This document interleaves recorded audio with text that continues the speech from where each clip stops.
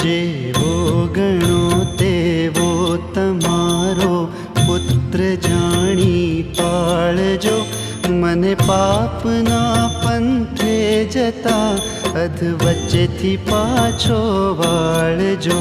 તારા વિના જગતમાં મારું નથી કોઈ બહુચરા, બુડતો બચાવા બાળને કુકડે ચડીને આવજો.